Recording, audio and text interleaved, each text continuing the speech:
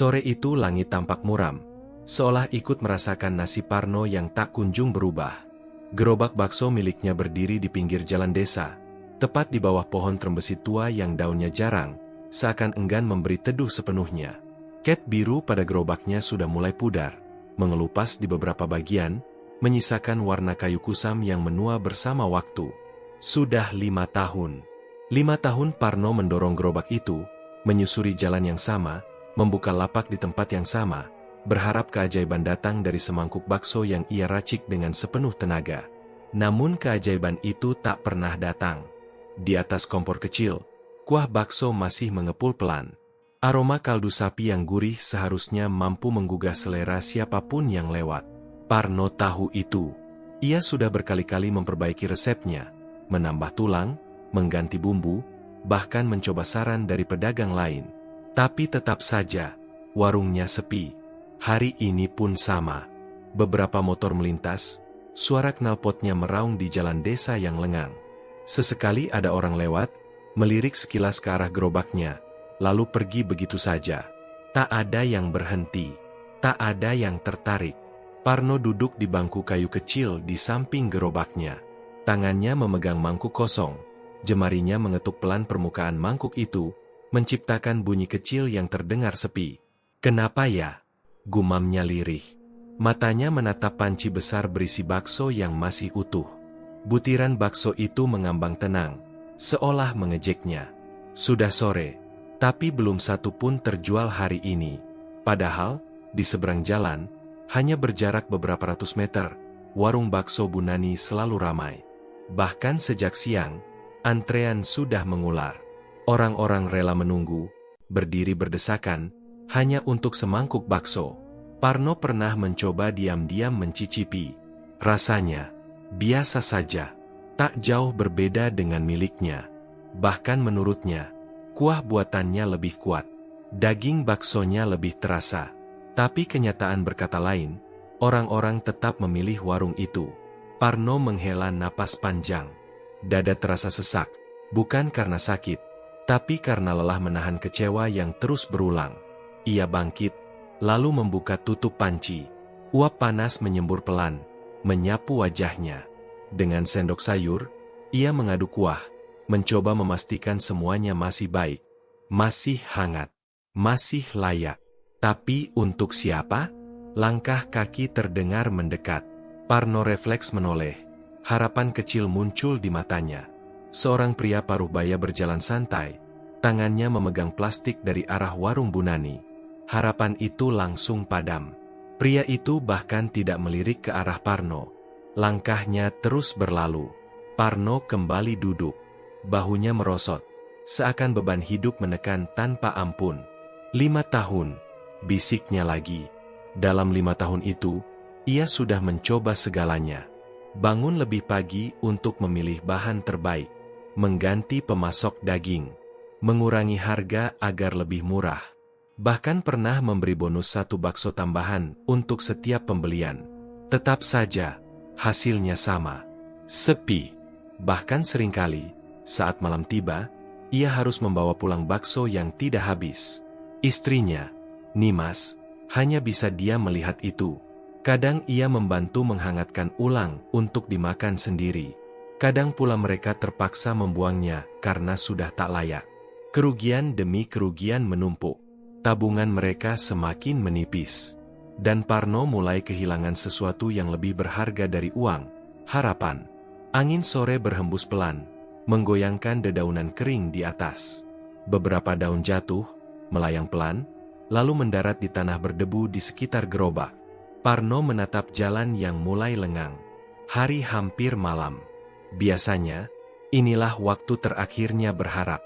Jika sampai maghrib tidak ada pembeli, maka bisa dipastikan hari itu kembali gagal. Ia berdiri lagi, mencoba tetap tegar. Tangannya mengambil mangkuk, lalu mulai menuangkan kuah, memasukkan beberapa butir bakso, menambahkan mie dan sejumput bawang goreng. Bukan untuk dijual, untuk dirinya sendiri. Ia duduk kembali, menyendok perlahan, lalu memasukkan ke dalam mulut. Hangat, gurih, tidak ada yang salah. Enak, gumamnya pelan. Justru itu yang membuat hatinya semakin sakit. Kalau rasanya enak, lalu kenapa tak ada yang beli? Pertanyaan itu terus berputar di kepalanya. Tak pernah menemukan jawaban. Beberapa anak kecil berlari di kejauhan, tertawa riang. Suara mereka menggema di udara yang mulai dingin. Parno menatap mereka sekilas, lalu kembali menunduk. Dulu, ia membayangkan anak-anak itu akan menjadi pelanggannya. Ia membayangkan gerobaknya dikelilingi tawa, suara sendok beradu dengan mangkuk, dan aroma bakso yang mengundang siapa saja. Tapi kenyataannya, yang ia dengar hanyalah suara angin dan kesunyian. Sendok di tangannya berhenti bergerak.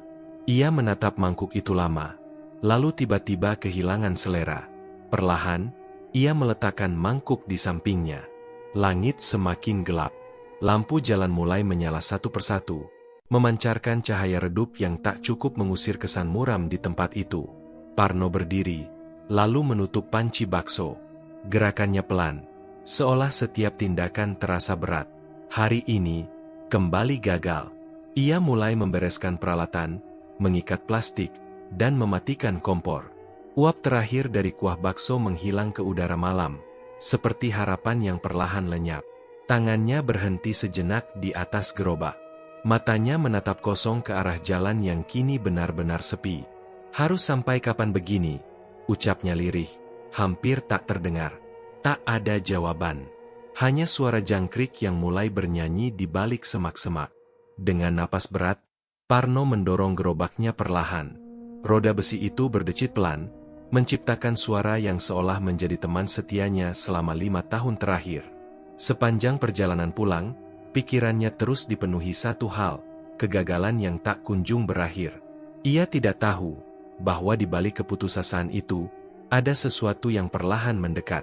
Sesuatu yang kelak akan mengubah hidupnya, dengan cara yang tak pernah ia bayangkan, dan dengan harga yang jauh lebih mahal dari sekadar kehilangan uang.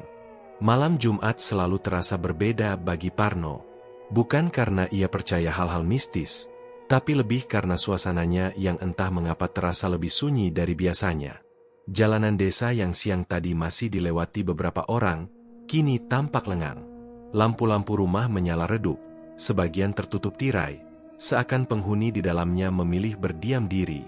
Gerimis turun sejak sore. Butiran air kecil jatuh perlahan, membasahi aspal dan tanah di pinggir jalan. Bau tanah basah menyeruak ke udara, bercampur dengan aroma kuah bakso dari gerobak Parno yang masih mengepul hangat. Ia duduk seperti biasa di bangku kayu kecilnya. Jaket tipis yang ia kenakan tak cukup menahan dingin yang merayap pelan ke tubuhnya. Tangannya sesekali digosokkan satu sama lain untuk mengusir rasa dingin. Biasanya kalau begini orang cari yang hangat, gumamnya pelan. Itu yang selalu ia yakini. Hujan dan dingin adalah sahabat bagi pedagang bakso. Orang-orang akan mencari sesuatu yang bisa menghangatkan tubuh, dan bakso seharusnya menjadi pilihan utama. Namun malam ini, seperti malam-malam sebelumnya, keyakinan itu kembali diuji. Tak ada satupun pembeli. Parno melirik ke arah jalan. Hanya ada 1-2 motor yang melintas. Itu pun melaju cepat, seperti tak ingin berlama-lama di luar. Sesekali terdengar suara anjing menggonggong di kejauhan, menambah kesan sepi yang semakin menekan. Ia menghela napas panjang. Uap hangat dari mulutnya terlihat samar di udara dingin. Masak ia, sepi terus, bisiknya lirih. Tangannya membuka tutup panci. Kuah masih panas. Bakso masih utuh, mengambang seperti menunggu nasibnya sendiri. Parno menutup kembali panci itu dengan pelan. Ia mulai terbiasa dengan kekecewaan, tapi bukan berarti ia bisa menerima sepenuhnya. Malam semakin larut. Gerimis belum juga berhenti. Justru semakin rapat, membuat suara rintiknya terdengar jelas saat mengenai atap seng kecil di atas gerobaknya. Ting, ting, ting. Irama yang monoton, menenangkan, tapi juga menyiksa. Parno menunduk, menatap tanah yang mulai becek. Pikirannya kosong, seperti tak lagi punya tenaga untuk berharap. Hingga tiba-tiba, "Mas." Suara itu pelan, serak, terdengar berat, seperti keluar dari tenggorokan yang sudah lama tak digunakan untuk berbicara. Parno terkejut. Ia langsung mengangkat kepala. Di depannya, berdiri seorang kakek tua. Parno tak tahu sejak kapan orang itu ada di sana. Ia tidak mendengar langkah kaki, tidak pula melihat bayangan mendekat. Tiba-tiba saja sosok itu sudah berdiri di samping gerobaknya, basah oleh gerimis. Kakek itu kurus. Tubuhnya sedikit membungkuk. Ia mengenakan pakaian lusuh berwarna gelap yang tampak sudah lama tak diganti. Rambutnya putih semua, panjang dan kusut, sebagian menempel di wajahnya yang keriput. Namun yang membuat Parno sedikit merinding adalah matanya. Sorot matanya tajam. Tidak seperti orang tua pada umumnya. "Ada bakso?" tanya kakek itu pelan. Parno sempat terdiam beberapa detik, mencoba menenangkan dirinya. "Iya, ada, Kek," jawabnya akhirnya. Ia segera berdiri, tangannya sigap mengambil mangkuk. Gerakan yang sudah ia lakukan ribuan kali selama 5 tahun terakhir. Ia menuangkan kuah, memasukkan bakso, mie, lalu menambahkan bawang goreng dan seledri. "Silakan, Kek," katanya sambil menyerahkan mangkuk. Kakek itu menerimanya dengan tangan gemetar. Namun anehnya, saat menyendok bakso pertama, gerakannya justru sangat pasti. Ia meniup sedikit, lalu memasukkan ke dalam mulut. Parno memperhatikan. Ada rasa penasaran yang tiba-tiba muncul. Sudah lama sekali ia tidak melihat seseorang makan baksonya dengan serius seperti itu. Kakek itu makan perlahan, tidak terburu-buru. Setiap suapan seolah ia rasakan betul. Suasana kembali sunyi. Hanya ada suara hujan dan sendok yang sesekali menyentuh mangkuk. Setelah beberapa saat, mangkuk itu kosong. Kakek itu menghela napas panjang. "Hangat," gumamnya. Parno menunggu. Jantungnya berdetak sedikit lebih cepat dari biasanya. "Enak, Kek?" tanyanya hati-hati. Kakek itu tidak langsung menjawab. Ia mengangkat wajahnya perlahan, menatap Parno dengan sorot mata yang sama, tajam, menembus. "Enak," jawabnya singkat. Jawaban itu seharusnya membuat Parno senang. Tapi entah kenapa, ada sesuatu dalam cara kakek itu berbicara yang justru membuat tengkuknya terasa dingin. "Terima kasih, Kek," kata Parno. Kakek itu mengangguk pelan. Lalu, tanpa diminta, ia berkata, "Sayang, yang enak tidak selalu laku." Kalimat itu membuat Parno terdiam. Seolah seseorang baru saja membaca isi pikirannya.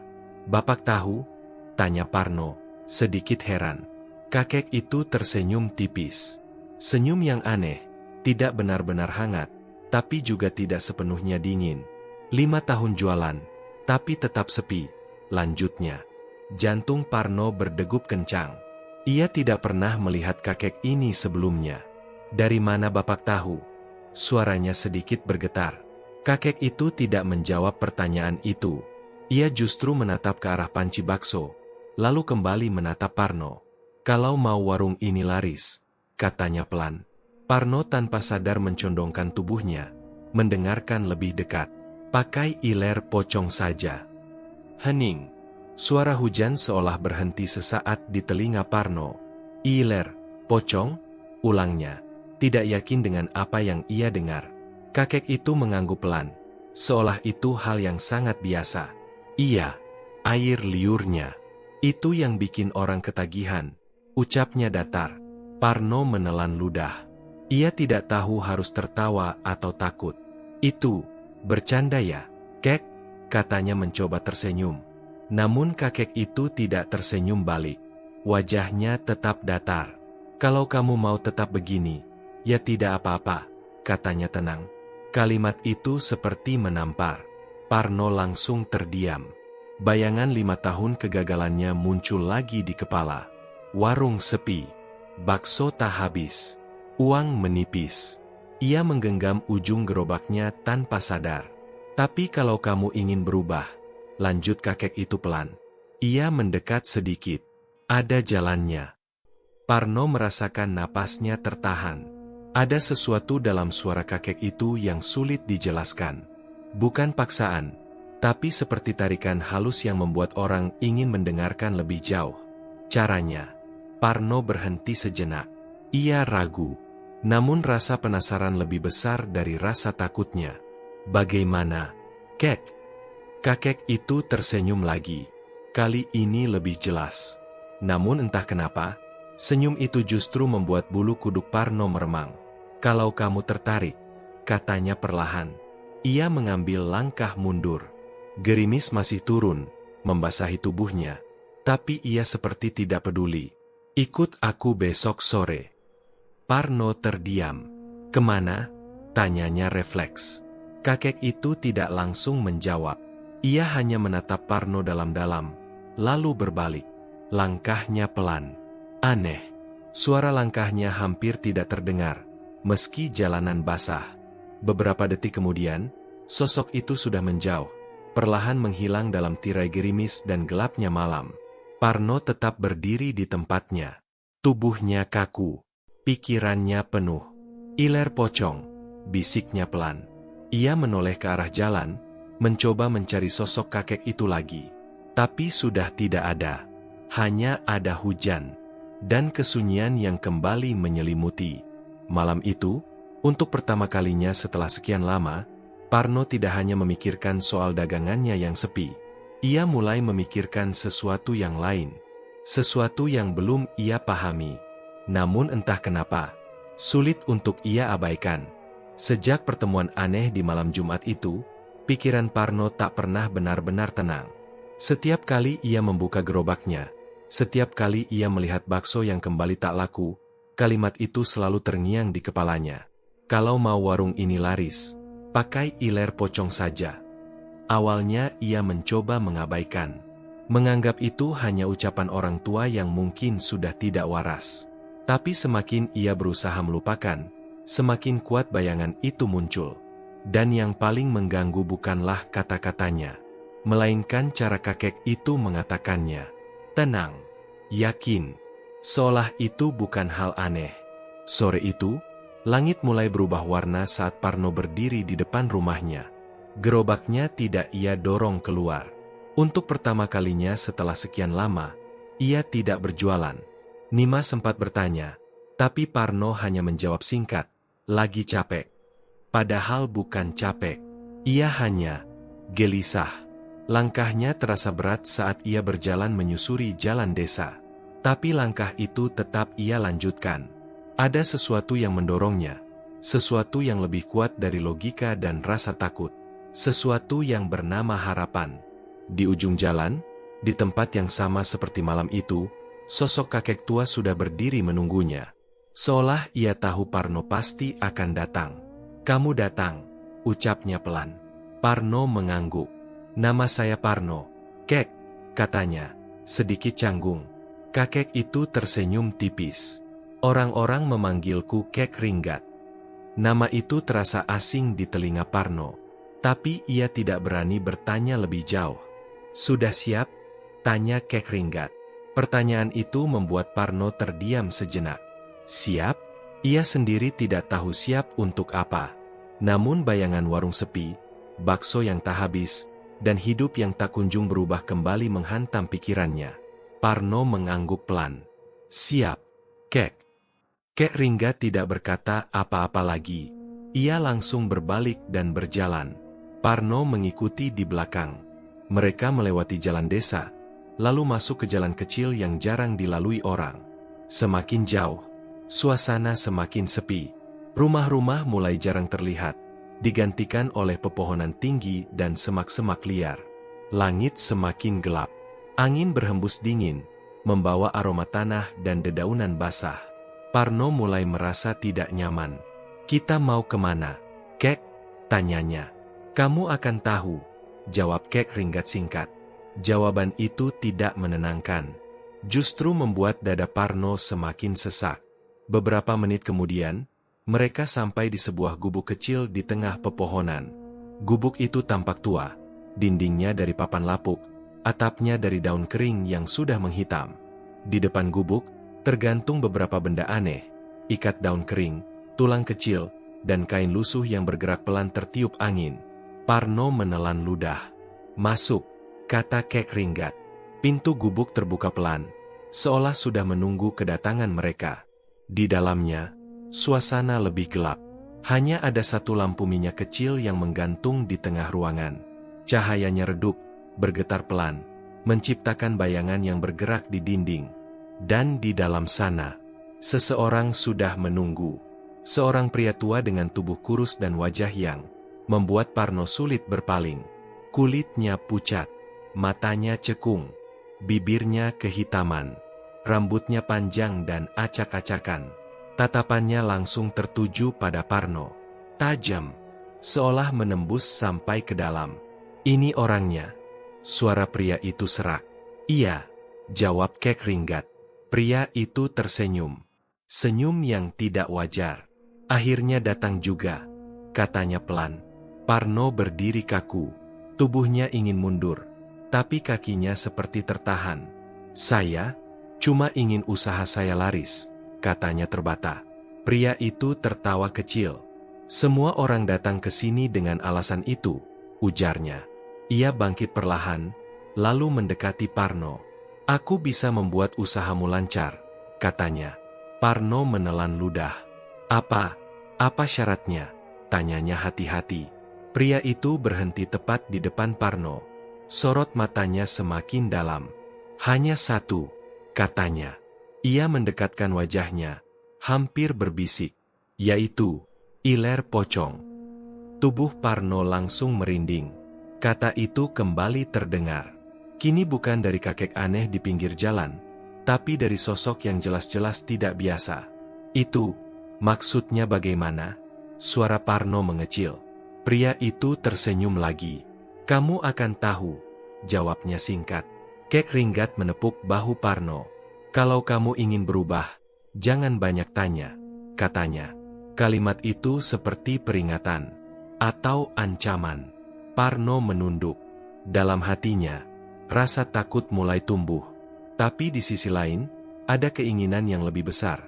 Keinginan untuk keluar dari hidupnya yang sekarang. Dan akhirnya, ia mengangguk. Pria itu tersenyum puas. "Bagus," katanya. "Malam ini juga kita mulai." Langit sudah gelap sepenuhnya saat mereka berjalan lagi. Kali ini, arah mereka menuju tempat yang lebih sunyi, lebih dingin, lebih menyeramkan. Parno mulai mengenali jalan itu. Kuburan. Langkahnya melambat. "Kek!" Suaranya bergetar. Namun Kek Ringgat tidak berhenti. Pria tua itu juga tetap berjalan di depan. Akhirnya, mereka sampai di sebuah makam yang tanahnya masih basah. Gundukan tanah itu belum rata. Di atasnya masih ada bunga tabur yang belum layu sepenuhnya. Parno menatapnya. Jantungnya berdetak kencang. "Ini," katanya pelan. "Baru dikubur tadi siang," jawab pria tua itu datar. Tubuh Parno langsung dingin. "Sekarang, gali." Perintah itu terdengar begitu saja. Tanpa emosi, Parno mundur satu langkah. Aku harus." Suaranya hampir hilang. "Kalau mau usaha kamu berubah," jawab pria itu tegas. "Tak ada pilihan lain." Parno menatap tanah itu lama. Tangannya gemetar. Namun perlahan, ia mulai menggali. Tanah basah itu dingin dan berat. Setiap cangkulan terasa seperti menggali sesuatu yang seharusnya tidak disentuh. Keringat bercampur air hujan membasahi tubuhnya. Waktu terasa berjalan lambat. Sampai akhirnya, klek, cangkulnya mengenai sesuatu yang keras. Peti. Napas Parno tercekat. "Buka," perintah pria itu lagi. Dengan tangan gemetar, Parno membersihkan tanah di atas peti itu. Lalu perlahan, membuka penutupnya. Bau menyengat langsung keluar. Parno hampir muntah. Di dalamnya, terbaring sesosok mayat yang sudah terbungkus kain kafan. Diam, tak bergerak. Namun kehadirannya terasa berat. "Masuk," kata pria itu. Parno membeku. "Apa?" Suaranya nyaris tak terdengar. "Kamu harus masuk." Berbaring di sampingnya, ujar pria itu dingin. Kepala Parno terasa berputar. Ini gila. Ini salah. Semua dalam dirinya menolak. Tapi bayangan hidupnya kembali muncul.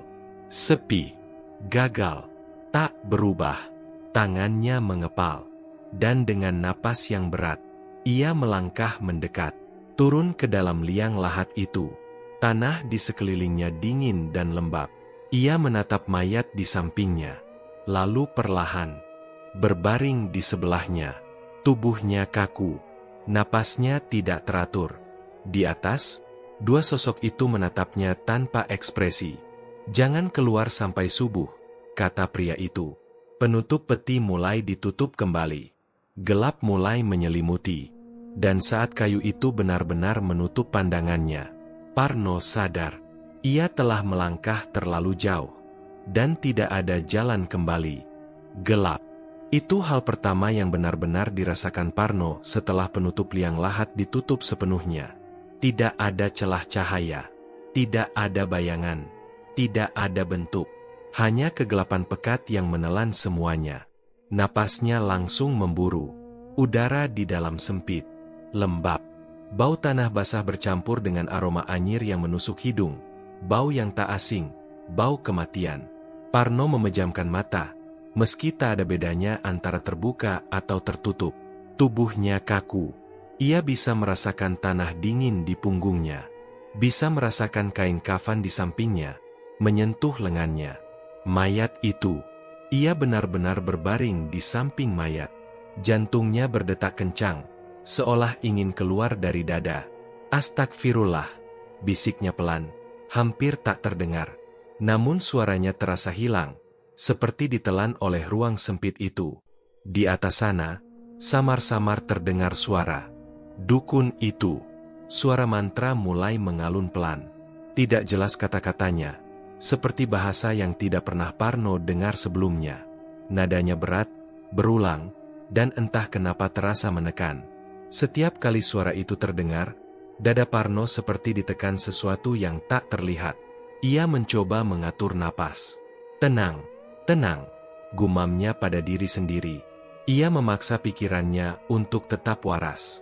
Mengingat alasan kenapa ia ada di sini. Warung sepi, 5 tahun gagal, kesempatan untuk berubah. Namun semakin ia mencoba berpikir logis, semakin kuat rasa takut itu muncul. Karena ini bukan sesuatu yang logis. Ini salah. Sangat salah. Waktu berjalan lambat. Sangat lambat. Parno tidak tahu sudah berapa lama ia berada di dalam sana. Menit terasa seperti jam. Detik terasa seperti beban yang tak kunjung berlalu. Keringat dingin membasahi tubuhnya. Padahal udara dingin. Tiba-tiba, hom. Suara itu sangat pelan, nyaris seperti hembusan napas. Namun jelas, Parno langsung membeku. Matanya terbuka lebar, meski ia tidak bisa melihat apapun. "Itu, apa?" bisiknya dalam hati. Ia menahan napas, berusaha memastikan apakah itu hanya perasaannya.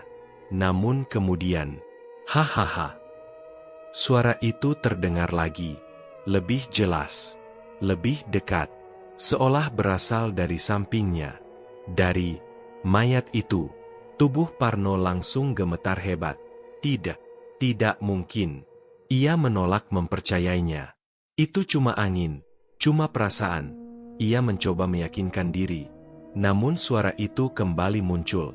Pelan, serak, seperti sesuatu yang mencoba berbicara.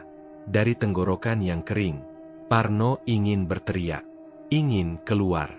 Namun tubuhnya tidak bergerak, seolah ada sesuatu yang menahannya. Di atas, suara mantra semakin keras. Irama bacaan itu berubah. Lebih cepat, lebih dalam. Seolah ada sesuatu yang sedang dipanggil. Parno merasakan dadanya semakin berat. Napasnya sesak. Dan di saat yang sama, ia merasakan sesuatu.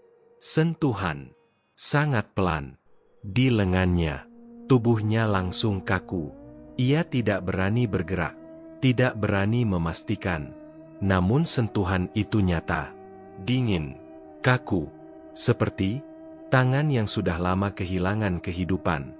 "Astagfirullah," bisiknya lagi, kini dengan suara yang bergetar.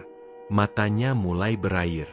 Bukan karena sedih, Tapi karena takut yang terlalu besar untuk ditahan, suara lirih itu kembali terdengar.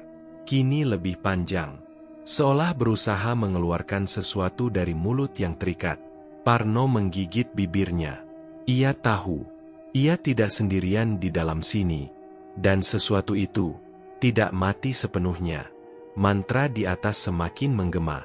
Angin tiba-tiba berhembus, meski Parno berada di dalam tanah. Ia bisa merasakannya, dingin menyusup ke celah-celah tubuhnya. Dan lalu, suara itu berhenti. Mendadak, hening, terlalu hening. Parno justru semakin takut. Karena hening itu terasa seperti jeda sebelum sesuatu terjadi. Ia mencoba menggerakkan tangannya. Perlahan, sangat pelan. Dan saat jari-jarinya menyentuh sesuatu di sampingnya, ia langsung menariknya kembali. Kain kafan itu, basah, lengket, dan dingin. Napasnya tercekat, pikirannya kacau. Aku harus keluar, aku harus keluar, batinnya berteriak. Namun di saat ia hampir kehilangan kendali, suara dukun itu terdengar lebih keras dari sebelumnya. Mantranya berubah nada, lebih tegas, lebih dalam, seolah memberikan tekanan yang tidak terlihat. Dan anehnya, tubuh Parno yang tadi gemetar, perlahan mulai tenang. Bukan karena rasa takutnya hilang, tapi karena, seperti ada sesuatu yang menekan perasaannya, memaksanya diam, memaksanya bertahan. Parno tidak lagi bisa menangis, tidak lagi bisa berteriak. Ia hanya bisa diam, terbaring, di samping sesuatu yang tidak seharusnya ia temani. Waktu kembali berjalan, lambat, menyiksa, dan di dalam kegelapan itu, Parno mulai merasakan sesuatu yang lain. Bukan hanya takut, tapi kehadiran. Seolah ada sesuatu yang memperhatikannya. Sangat dekat, sangat nyata. Dan entah sejak kapan, suara lirih itu tidak lagi terdengar dari luar dirinya, tapi dari dalam kepalanya. Berbisik pelan, tak jelas, namun cukup untuk membuat bulu kuduknya berdiri. Di atas sana, mantra akhirnya melambat. Nada suaranya menurun, seolah ritual itu hampir selesai. Namun bagi Parno, malam itu terasa seperti tidak akan pernah berakhir. Ia tidak tahu apa yang sedang terjadi pada dirinya. Tidak tahu apa yang sedang dilakukan oleh dukun itu. Yang ia tahu, ia sudah berada di titik yang tidak seharusnya ia capai. Dan sesuatu sedang menunggunya. Dalam diam, dalam gelap, dalam tanah yang mengurungnya. Parno menutup matanya rapat, mencoba bertahan, menunggu, hingga waktu yang tidak ia ketahui, hingga sesuatu yang tidak ia pahami itu selesai. Fajar baru saja menyingsing ketika Parno berjalan pulang dengan langkah gontai. Tubuhnya terasa bukan miliknya sendiri, ringan tapi lemah, seperti kehilangan tenaga sekaligus beban. Pakaiannya kotor oleh tanah, ujung celananya basah, dan wajahnya pucat seperti orang yang baru saja sakit keras. Ia tidak ingat dengan jelas bagaimana ia keluar dari kuburan itu. Yang ia ingat hanya potongan-potongan samar, suara mantra yang perlahan menghilang, udara dingin yang menusuk, lalu tiba-tiba dirinya sudah berdiri di luar liang lahat dengan tubuh gemetar. Kek Ringgat dan dukun itu tidak banyak bicara. Mereka hanya menyuruhnya pulang. Dan sekarang, Parno benar-benar pulang. Rumahnya tampak sama seperti biasanya. Sederhana, sepi, tidak ada yang berubah. Namun entah kenapa, ia merasa dirinya yang berubah. Pintu berderit saat ia mendorongnya pelan. Di dalam, Nimas sudah bangun. Ia terkejut melihat kondisi suaminya. "Mas, kamu dari mana?" Suaranya penuh khawatir. Parno hanya diam sejenak, mencoba mencari jawaban yang masuk akal. "Dari luar, ada urusan," jawabnya singkat. Nimas mendekat, menatap wajahnya lekat. "Kok pucat sekali? Kamu sakit?" tanyanya lagi. Parno menggeleng pelan. "Enggak apa-apa, cuma capek." Ia tidak ingin menjelaskan. Bahkan ia sendiri tidak yakin bisa menjelaskan apa yang semalam ia alami. Tanpa berkata lagi, Parno masuk ke kamar. Tubuhnya langsung dijatuhkan ke kasur. Matanya terpejam, namun pikirannya tetap gelisah. Bayangan gelap, suara lirih, sentuhan dingin. Semua itu masih terasa nyata. Namun di balik semua itu, ada satu hal yang terus berputar di kepalanya. Apakah ini akan berhasil? Menjelang siang, Parno bangun. Tubuhnya masih lemas, tapi pikirannya sedikit lebih jernih. Ia duduk di tepi kasur, menatap kosong ke depan. Hari ini ia punya pilihan, beristirahat, atau tetap berjualan. Parno menarik napas panjang. Ia memilih berdiri. Aku harus buka, gumamnya pelan. Nimas yang mendengar dari dapur hanya menatap dengan cemas. Kamu yakin kuat? Tanyanya. Parno mengangguk. Kalau gak jualan, kita makan apa? Kalimat itu menutup semua kekhawatiran. Seperti biasa, Parno mulai menyiapkan semuanya. Daging, bumbu, mie, dan tentu saja, kuah bakso yang menjadi andalan. Namun hari ini terasa berbeda. Ia tidak tahu apa yang berbeda. Tapi ada sesuatu yang tidak sama. Saat ia mengaduk kuah, ia sempat berhenti. Merasa seperti ada yang mengawasi. Ia menoleh ke belakang. Kosong. Tidak ada siapa-siapa. Parno menggeleng pelan. Mungkin masih kepikiran semalam, bisiknya. Ia melanjutkan pekerjaannya, mencoba mengabaikan perasaan aneh itu. Gerobak didorong keluar. Langkahnya masih berat, tapi ia tetap berjalan menuju tempat biasa di pinggir jalan. Hari itu, cuaca cerah. Matahari bersinar cukup terik, berbeda jauh dengan malam sebelumnya yang basah dan dingin. Parno mulai membuka lapak. Kompor dinyalakan. Kuah kembali mendidih. Semua tampak seperti hari-hari sebelumnya. Sepi. Awalnya, seorang pria lewat. Berhenti. Melirik. Lalu mendekat. Bakso, Mas? Tanyanya. Parno sedikit terkejut. Sudah lama sekali ia tidak ditanya seperti itu di awal buka. Iya, Pak. Silakan. Jawabnya cepat. Ia segera menyiapkan satu porsi. Pria itu duduk, menunggu. Tak lama, datang lagi 2 orang. Lalu satu keluarga kecil. Lalu beberapa anak muda. Parno mulai kewalahan. Tangannya bergerak cepat, menuang kuah, menyusun bakso, menambahkan mie, dan menyajikan satu persatu. Dalam waktu kurang dari 1 jam, gerobaknya penuh. Benar-benar penuh. Orang-orang berdiri, duduk, bahkan ada yang rela menunggu di pinggir jalan. Parno hampir tidak percaya. Ada apa ini? Gumamnya pelan. Ia terus melayani. Keringat mulai membasahi dahinya, bukan karena panas, tapi karena kerja yang tak berhenti. Mas, 1 lagi. Tambah 2. Bungkus 5. Suara-suara itu bersahutan. Parno tidak sempat berpikir. Ia hanya bekerja. Namun di tengah kesibukan itu, ada sesuatu yang tidak ia lihat. Di belakang gerobaknya, di dekat panci kuah yang mengepul, sosok itu berdiri diam, terbungkus kain putih yang kusam. Wajahnya tidak terlihat jelas.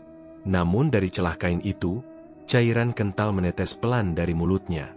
Iler. Sosok itu mendekat ke panci. Dengan gerakan lambat, ia meludahkan cairan itu ke dalam kuah.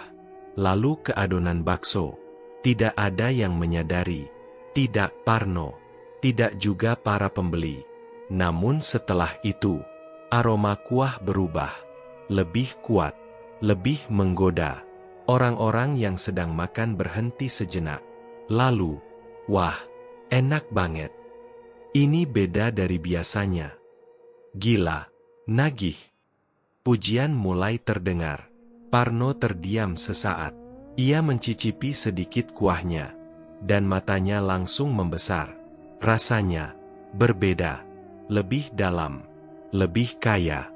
Seolah ada sesuatu yang tidak pernah ia masukkan sebelumnya. Namun ia tidak tahu apa. Parno menatap panci itu lama. Ada rasa senang, tapi juga bingung. Apa ini hasil dari semalam? Apakah benar? Ia tidak sempat berpikir lebih jauh, karena antrean semakin panjang. Hari itu, untuk pertama kalinya dalam 5 tahun, bakso Parno habis. Benar-benar habis. Ia berdiri di depan gerobaknya yang kosong, napasnya masih terengah. Orang-orang mulai pergi dengan wajah puas. Beberapa bahkan berkata akan kembali lagi besok. Parno hanya bisa diam. Tangannya menyentuh panci yang kini kosong. Hangatnya masih terasa. Namun yang lebih terasa adalah sesuatu di dalam dirinya. Campuran antara bahagia dan sesuatu yang tidak ia mengerti. Ia menatap ke sekeliling. Sepi mulai kembali. Namun kali ini berbeda. Bukan sepi karena tidak ada pembeli, tapi karena hari telah selesai. Dan untuk pertama kalinya, Parno merasakan apa itu laris. Ia menarik napas panjang, lalu menghembuskannya perlahan. Senyum kecil muncul di wajahnya. Namun jauh di belakangnya, sosok itu masih berdiri. Diam, mengawasi, menunggu. Perubahan itu datang begitu cepat. Sampai Parno sendiri sering merasa seperti sedang bermimpi. Sudah beberapa hari sejak warungnya mendadak ramai. Setiap pagi ia membuka lapak dengan perasaan yang berbeda. Bukan lagi ragu, bukan lagi pasrah, melainkan penuh keyakinan. Dan setiap hari pula, hasilnya selalu sama. Laris. Bahkan semakin hari, pembeli semakin banyak. Orang-orang datang dari berbagai penjuru desa. Ada yang datang kembali karena ketagihan, ada pula yang datang karena mendengar cerita dari orang lain. Baksonya beda, Mas, ada rasanya yang gak ada di tempat lain, kata salah satu pembeli. Parno hanya tersenyum kecil setiap kali mendengar itu. Ia sendiri tidak tahu pasti apa yang membuat rasanya berubah. Ia tidak menambah bumbu apapun, tidak mengubah cara memasak. Namun ia tidak bisa menolak kenyataan. Baksonya kini dicari orang. Uang mulai mengalir deras. Setiap malam, Parno menghitung hasil jualannya dengan tangan sedikit gemetar. Lembar demi lembar uang tersusun rapi di atas meja. Lebih banyak dari yang pernah ia bayangkan. Nimas pun mulai tersenyum lebih sering. Wajahnya tidak lagi diliputi kekhawatiran seperti sebelumnya. Alhamdulillah, Mas, akhirnya usaha kita berhasil. Ucapnya suatu malam dengan mata berkaca-kaca. Parno mengangguk pelan. Iya. Namun di dalam hatinya, ada sesuatu yang tidak ia katakan. Ia tahu, ini bukan sekadar usaha. Ini ada hubungannya dengan malam itu. Dengan liang lahat. Dengan sesuatu yang ia tidak berani sebutkan. Sore itu, setelah menutup warung lebih cepat karena dagangan habis, Parno berjalan pulang dengan langkah ringan. Namun langkahnya terhenti saat ia melihat seseorang berdiri di depan rumahnya. Sosok itu tidak mungkin salah. Tubuh kurus, wajah pucat, mata cekung. Dukun itu. Jantung Parno langsung berdegup kencang. Kakakmu, ucapnya pelan. Pria itu tersenyum tipis. Sepertinya, usahamu sudah mulai berubah, katanya. Parno menelan ludah. Ia mendekat dengan hati-hati. Iya, jawabnya singkat. Dukun itu melangkah masuk tanpa dipersilakan. Parno hanya bisa mengikuti dari belakang. Perasaannya campur aduk. Di dalam rumah, Nimas yang sedang di dapur menoleh. Mas, itu siapa? Tanyanya. Teman, urusan lama, jawab Parno cepat. Nimas mengangguk, meski terlihat sedikit heran.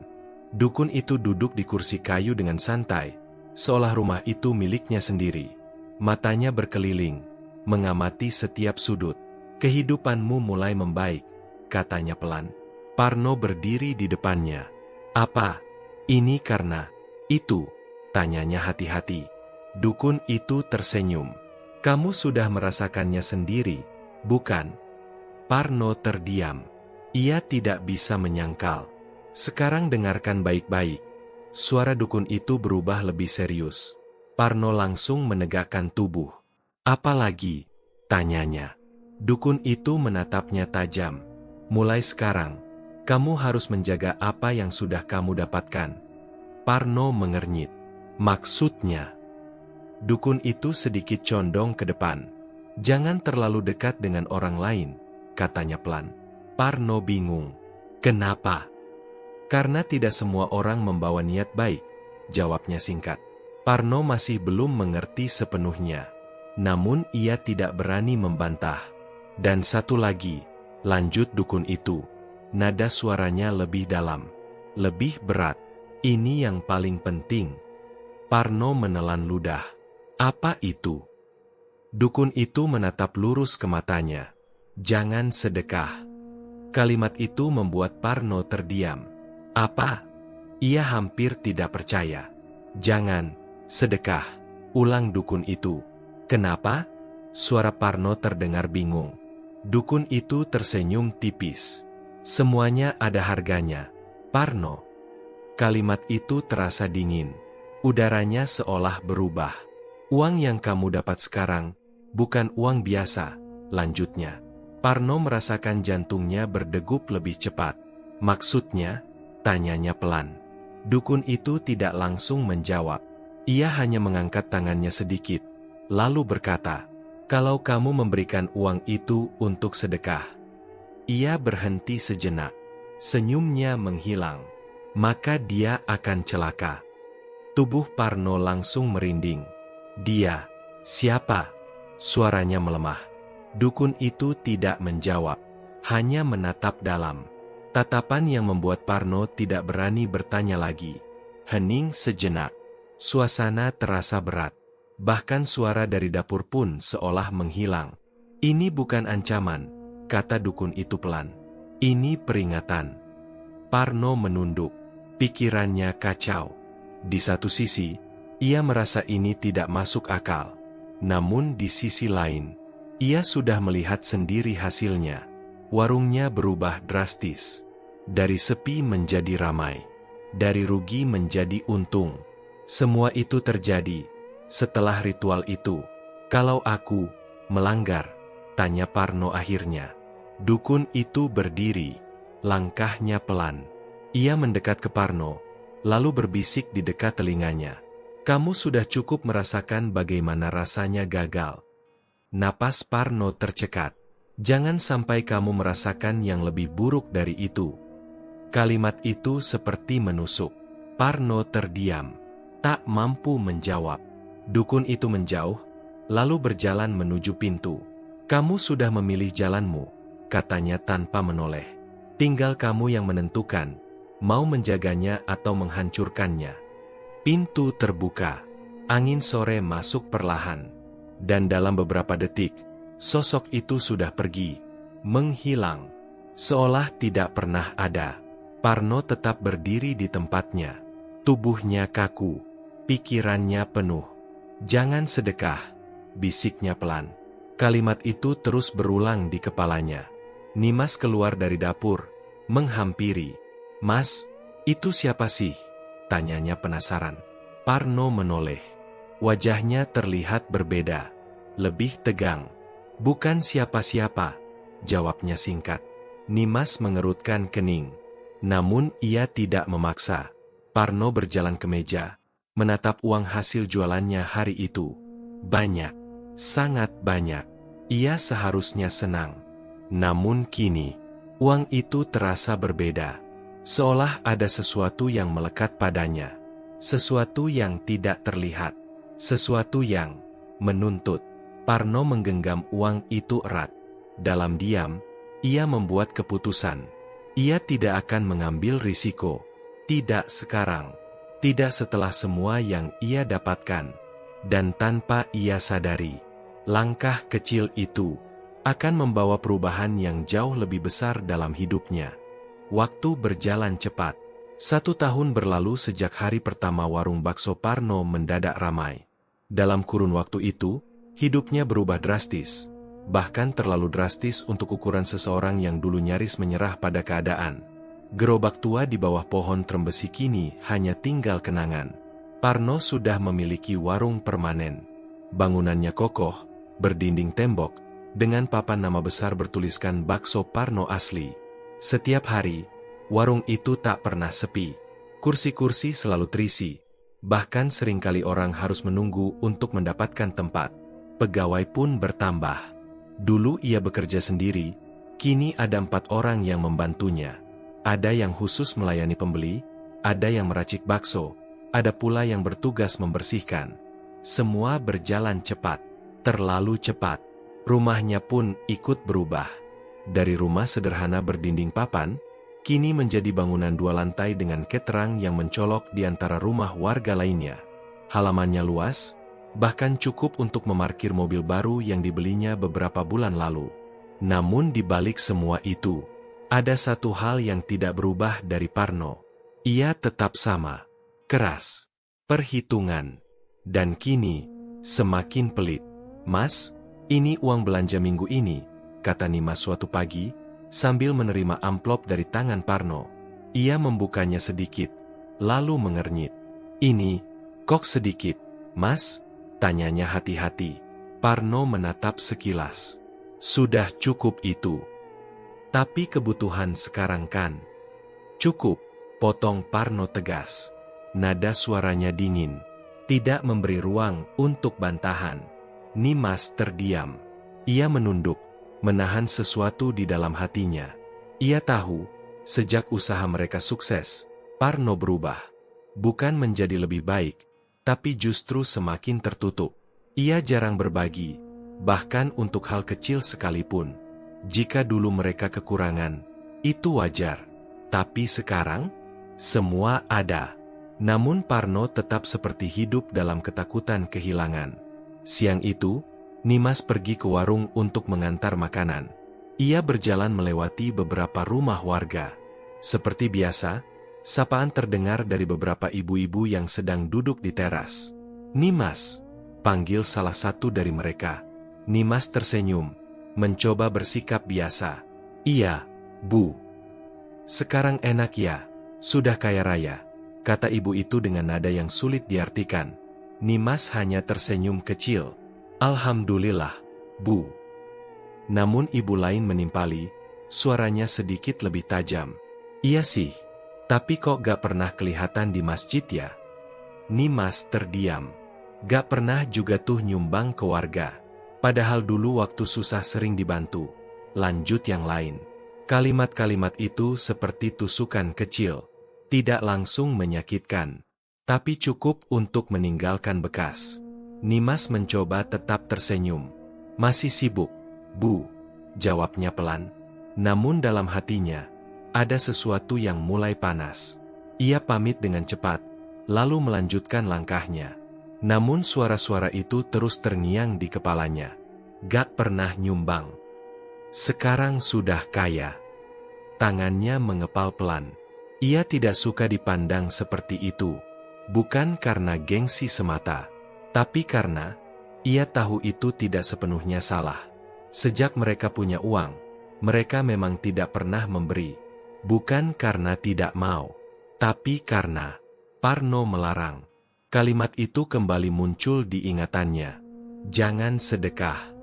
Nimas tidak tahu alasan sebenarnya. Parno tidak pernah menjelaskan. Tapi ia bisa merasakan ada sesuatu yang disembunyikan. Dan itu membuatnya semakin tidak nyaman. Malam itu, setelah semua pekerjaan selesai, Nimas duduk sendiri di ruang tengah. Lampu menyala redup. Suasana sunyi. Di meja, ada kotak kecil berisi uang simpanannya. Bukan uang besar. Hanya sisa-sisa dari uang belanja yang ia sisihkan sedikit demi sedikit. Tangannya menyentuh kotak itu. Hatinya bimbang. Di satu sisi, ia takut melanggar keinginan suaminya. Namun di sisi lain, ia merasa ini salah. Kalau kita punya, kenapa tidak memberi? Pertanyaan itu terus berputar di kepalanya. Dan akhirnya, ia membuka kotak itu, mengambil sebagian uang di dalamnya. Napasnya terasa berat. "Cuma sedikit, gak apa-apa," bisiknya pelan. Seolah mencoba meyakinkan diri sendiri. Keesokan harinya, Nimas keluar lebih awal. Ia tidak mengatakan apapun pada Parno.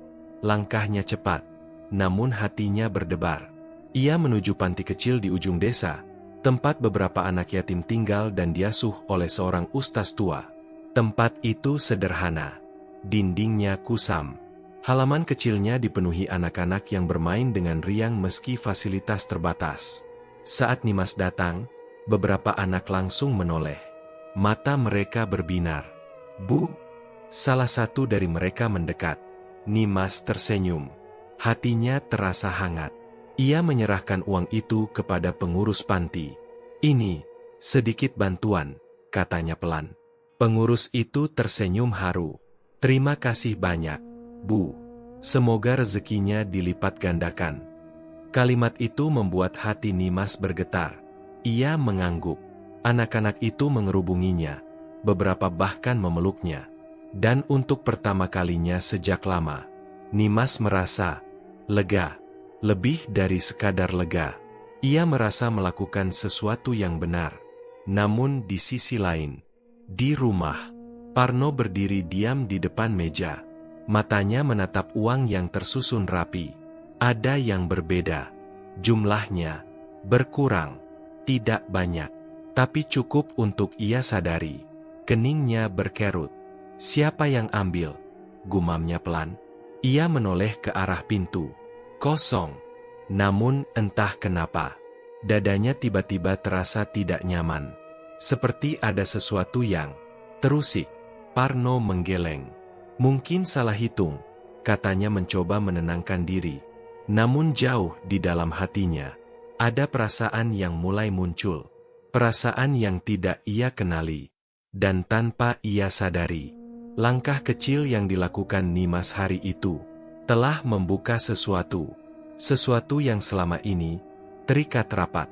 Dan kini mulai retak. Sejak hari itu, sesuatu berubah. Awalnya hal kecil, namun cukup untuk membuat Parno merasa tidak nyaman. Pagi itu, saat ia bangun seperti biasa untuk bersiap membuka warung, dadanya terasa sesak. Bukan sekadar lelah, tapi seperti ada sesuatu yang menekan dari dalam. Ia duduk di tepi kasur, mencoba menarik napas dalam-dalam. Namun napas itu terasa pendek, berat, seolah udara tidak cukup untuk mengisi paru-parunya. "Mas, kamu kenapa?" tanya Nimas yang melihat wajah suaminya pucat. Parno menggeleng. "Gak apa-apa, cuma masuk angin," jawabnya, meski suaranya terdengar tidak meyakinkan.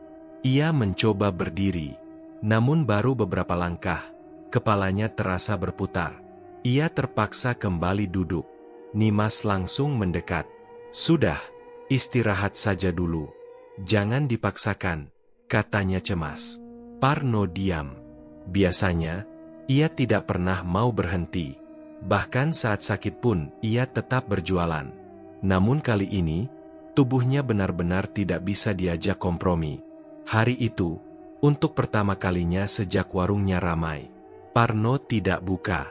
1 hari berlalu, lalu 2 hari. Kondisinya tidak membaik, justru semakin aneh.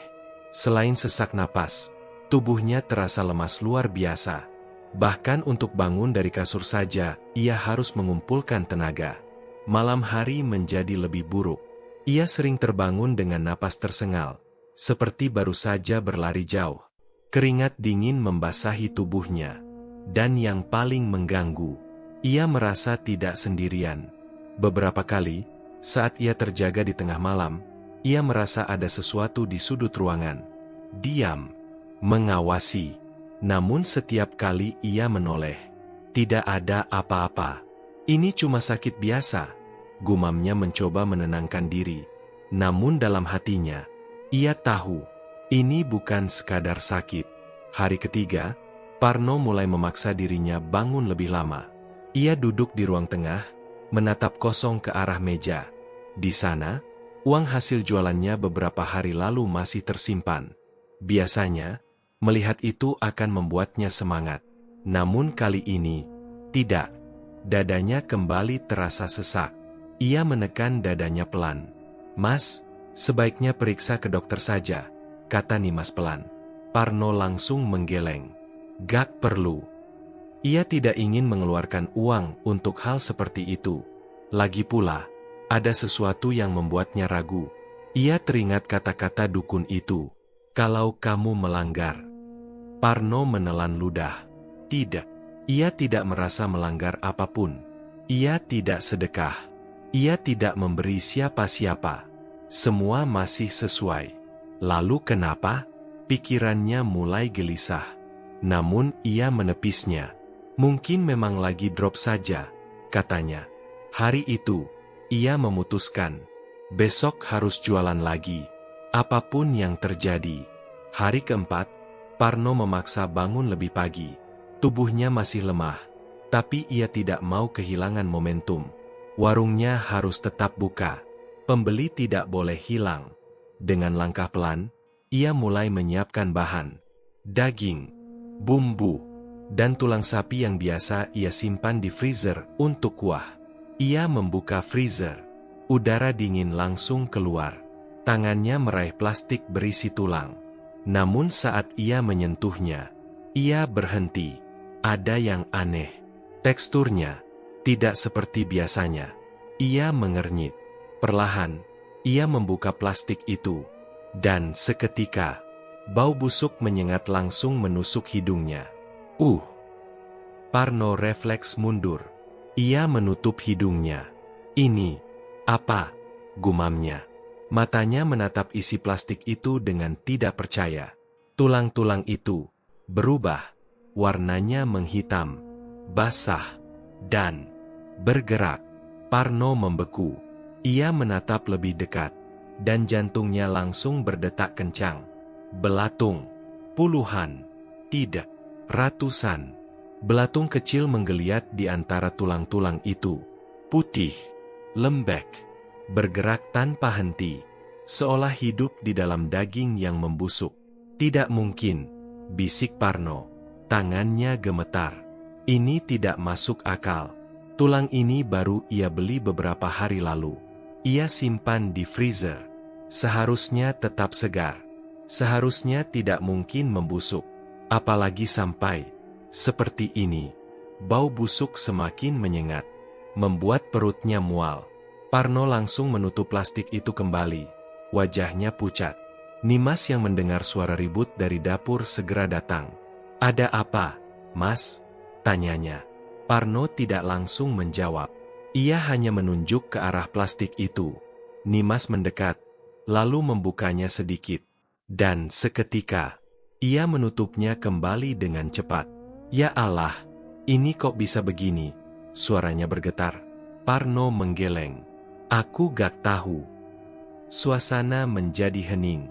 Hanya ada bau busuk yang masih terasa di udara. Parno menatap freezer itu, lalu ke arah dapur. Pikirannya kacau. "Ambil yang lain saja," kata Nimas pelan. Parno tidak menjawab. Ia hanya diam. Namun dalam hatinya, ada sesuatu yang mulai terhubung. Sakitnya, 3 hari tidak jualan. Dan sekarang, tulang busuk, belatung. Ia teringat satu hal. Satu kemungkinan yang selama ini ia tolak. Tangannya mengepal. Jangan sampai," bisiknya pelan. Namun ia tidak menyelesaikan kalimat itu. Ia tidak berani, tidak mau. Karena jika itu benar, maka sesuatu yang ia lakukan telah mulai menuntut balas. Parno berdiri kaku di depan dapur. Sementara di dalam plastik, belatung-belatung itu terus bergerak, menggeliat, seolah hidup, seolah menjadi tanda bahwa sesuatu sudah mulai berubah. Pujian itu ternyata lebih berbahaya dari yang Nimas bayangkan. Sejak hari ia memberikan santunan ke panti kecil di ujung desa, sesuatu dalam dirinya berubah. Bukan perubahan yang buruk, setidaknya menurutnya. Justru ia merasa lebih ringan, lebih tenang, seperti menemukan kembali bagian dari dirinya yang selama ini hilang. Dan yang paling terasa, ia dihargai. Siang itu, saat ia kembali melewati jalan yang sama, ibu-ibu yang dulu menyindirnya kini tersenyum lebih ramah. "Nimas," panggil salah satu dari mereka dengan wajah cerah. Nimas mendekat, sedikit ragu. "Iya, Bu." "Kemarin itu, yang ke panti ya?" tanya ibu itu. Nimas mengangguk pelan. "Iya, cuma sedikit saja, Bu." Namun ibu itu langsung menggeleng. Sedikit tapi berkah. Jarang loh sekarang yang masih peduli begitu. Ibu lain ikut menimpali. Iya, kami dengar dari Pak Ustadz. Katanya kamu bantu anak-anak di sana. Masya Allah, rezekinya pasti makin lancar. Nimas tersenyum. Namun kali ini, senyumnya berbeda. Ada rasa hangat yang menjalar di dadanya. Rasa bangga. Bukan karena dipuji semata, tapi karena merasa melakukan sesuatu yang benar.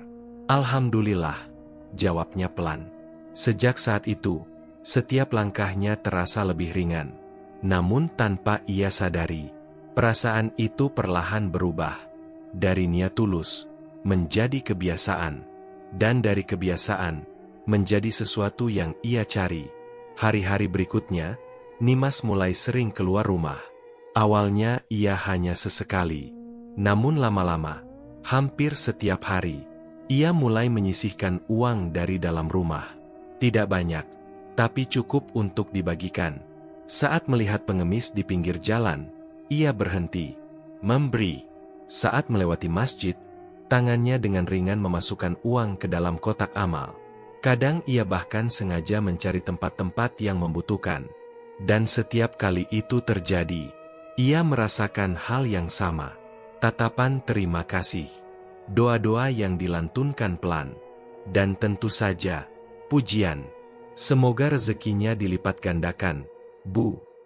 Semoga keluarga ibu selalu dilindungi. Kalimat-kalimat itu membuat hatinya berbunga. Ia merasa berada di jalan yang benar. Ia merasa lebih baik dari sebelumnya.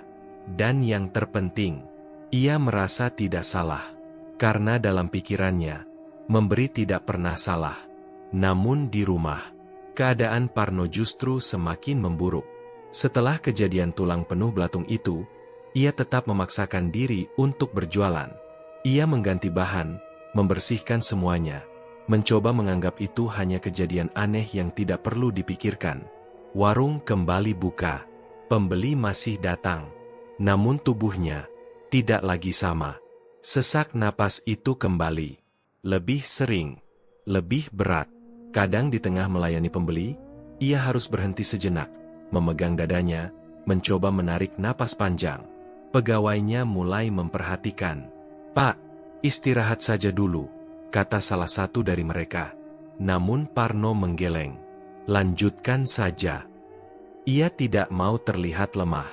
Tidak mau kehilangan apa yang sudah ia dapatkan. Namun tubuh tidak bisa dibohongi. Suatu sore, saat ia sedang duduk menghitung uang, tiba-tiba dadanya terasa seperti diremas. Sakit. Napasnya tercekat. Tangannya langsung mencengkeram meja. "Mas!" teriak Nimas yang melihat dari dapur. Parno tidak menjawab. Ia mencoba berdiri. Namun kakinya tidak bergerak. Seperti kehilangan kekuatan. Ia jatuh kembali ke kursi. Wajahnya pucat. Keringat dingin mengalir di pelipisnya. "Kakimu kenapa?" tanya Nimas panik. Parno mencoba menggerakkan kakinya. Namun tidak bisa. Kosong. Seolah bukan bagian dari tubuhnya. "Aku gak bisa." Suaranya lemah. Nimas langsung mendekat, memegang bahunya. "Mas, kita ke dokter. Sekarang." Namun Parno menggeleng keras. "Jangan." Suaranya hampir seperti bisikan. "Jangan kemana-mana." Nimas terdiam. Ia tidak mengerti. Namun ketakutan mulai menguasainya. Malam itu, Parno hanya terbaring di kasur. Tubuhnya lemah. Kakinya masih tidak bisa digerakkan. Setiap kali ia mencoba, hanya rasa hampa yang ia dapatkan. Dan sesak itu masih ada. Ia menatap langit-langit dengan mata kosong. Pikirannya berputar, menghubungkan semua kejadian. Sakitnya, tulang busuk, dan sekarang, kakinya. Lalu, satu hal muncul di benaknya. Pelan, namun pasti. Sedekah. Matanya perlahan menoleh ke arah Nimas yang duduk di sampingnya. Wajahnya cemas. Namun juga, terlihat berbeda. Lebih tenang. Lebih ringan. Parno menatapnya lama. "Apa kamu melakukan sesuatu?" tanyanya pelan. Nimas terdiam. Pertanyaan itu membuat jantungnya berdetak lebih cepat. "Apa maksudnya?" jawabnya, mencoba menghindar. Parno menatap lebih tajam. "Uang kita berkurang." Nimas menunduk. Tangannya saling menggenggam. Ia tidak menjawab. Namun diamnya, "Sudah cukup." Parno menutup mata. Napasnya berat. Amarah mulai muncul. Namun tubuhnya terlalu lemah untuk meluapkannya. "Kamu, sedekah lagi," bisiknya. Nimas mengangkat kepala. "Mas, itu bukan salah." "Diam," potong Parno. Suaranya tidak keras, tapi penuh tekanan. "Kamu gak tahu apa-apa." Nimas terdiam. Air matanya mulai menggenang. "Aku cuma ingin." Suaranya bergetar. "Tolong." Parno membuka mata, menatapnya dengan lelah. "Jangan lagi." Kalimat itu bukan hanya permintaan, tapi juga ketakutan. Namun di dalam hati Nimas, ia tidak sepenuhnya setuju, karena ia merasa apa yang ia lakukan benar. Dan disitulah pertentangan mulai tumbuh. Di satu sisi, ada ketakutan yang tidak ia pahami. Di sisi lain, ada keyakinan yang terus menguat. Dan tanpa mereka sadari, sesuatu yang lebih besar sedang menunggu. Hari-hari setelah itu terasa lebih berat dari sebelumnya. Parno tidak lagi berdiri di warung seperti biasanya. Ia hanya terbaring di rumah. Tubuhnya semakin lemah, napasnya sering tersengal, dan yang paling menyiksa, kakinya masih tidak bisa digerakkan. Warung tetap buka, namun bukan oleh Parno. Pegawainya yang menjalankan semuanya, dibantu Nimas yang sesekali datang mengawasi. Meski begitu, suasananya tidak lagi sama. Pembeli masih datang, namun tidak seramai dulu. Entah kenapa, rasa bakso itu seperti perlahan berubah. Tidak sekuat sebelumnya, tidak semenggoda dulu. Beberapa pelanggan mulai berkomentar, "Kayaknya beda ya. Dulu lebih enak."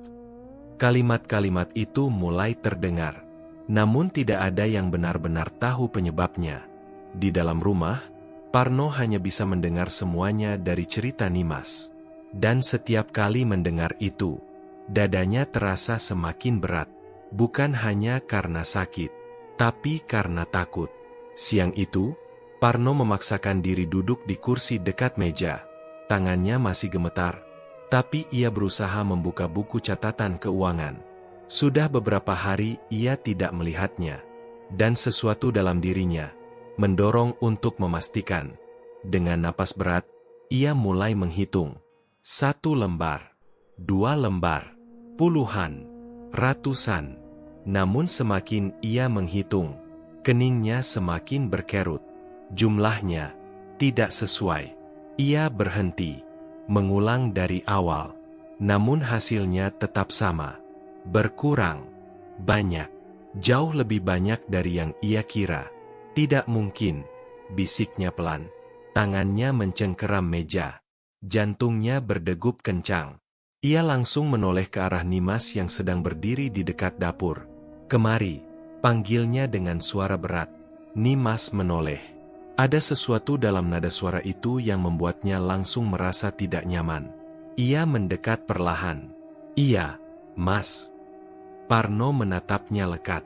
"Uang ini, kemana?" tanyanya. Nimas terdiam.